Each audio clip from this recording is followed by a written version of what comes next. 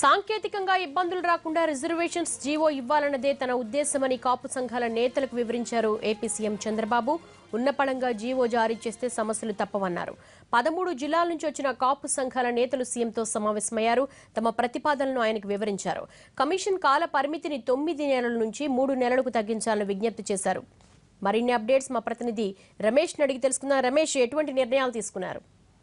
కాపు గర్జన తర్వాత తునిలో జరిగిన ఘర్షణలు తదనంతర పరిణామాలపై 2 రోజులుగా ముఖ్యమంత్రి సుదీర్ఘంగా చర్చలు జరుపుతా ఉన్నారు, కసరత్తు చేస్తా ఉన్నారు. ఈ రోజు మొత్తం 13 జిల్లాల నుంచి కూడా కాపు సంఘాల ప్రతినిధులను సీఎం తన కార్యాలయానికి ఆహ్వానించారు. వారితో సుదీర్ఘంగా మంత్రులు, ముఖ్యమంత్రి చర్చలు జరిపారు. ముందుగా నారాయణ, చినరాజప్పతో పాటు పార్టీ రాష్ట్ర అధ్యక్షుడు గల్లా వెంకట్రావు, మరో మంత్రి గంటా శ్రీనివాసరావు కూడా ఈ రోజు కాపు సంఘాల ప్రతినిధులతో ముందుగా 3 గంటల పాటు సమావేశం అయ్యారు.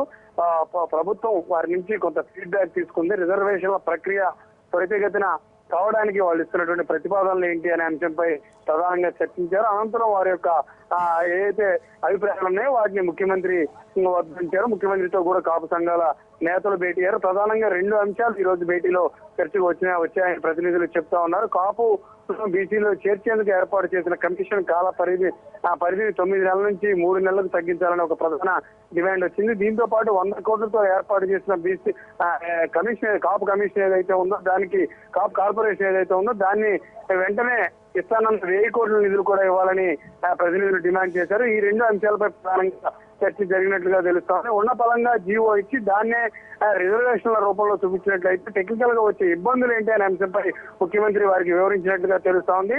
మరో 6 నెలలు ఆగినట్లయితే ఎటువంటి ఇబ్బందులు లేకుండా, ఎటువంటి సాంకేతిక అడ్డంకులు లేకుండా కాపులకు రిజర్వేషన్ కల్పించే అవకాశం ఉంటుందని ముఖ్యమంత్రి వాళ్ళకి వివరించారు. మొత్తంగా చూసుకుంటే హాజరైనటువంటి మెజారిటీ కాపు సంఘాల ప్రతినిధులు ముఖ్యమంత్రి ఇచ్చినటువంటి వివరణకు, ప్రభుత్వం చెప్పినటువంటి ప్రతిపాదనలకు మొగ్గు చూపినట్లుగానే కనిపిస్తా ఉంది. మొత్తంగా అయితే మాత్రం కాల పరిమితి తగ్గించడంతో పాటు వెంటనే కార్పొరేషన్ నిధులు కేటాయించే విషయంలో మాత్రం పరిశీలన జరపాలని ప్రభుత్వాన్ని వారంతా కోరారు.